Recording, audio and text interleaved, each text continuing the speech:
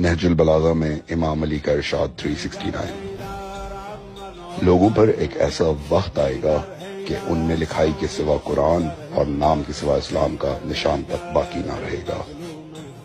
ان دنوں ان کی مسجدیں عمارت کے لحاظ سے آباد مگر ہدایت کے اعتبار سے ویران ہوں گی۔ ان مسجدوں میں رہنے والے اور ان کو آباد کرنے والے اہل زمین کے بدترین لوگ ہوں گے۔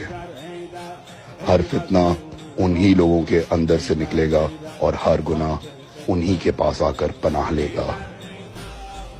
جو ان فتنوں اور گناہوں سے الگ تھلگ رہنا چاہے گا یہ لوگ اسے اس میں واپس لے آئیں گے، اور جو ان سے پیچھے رہ جائے گا اسے ہانک کر ان کی طرف لائیں گے۔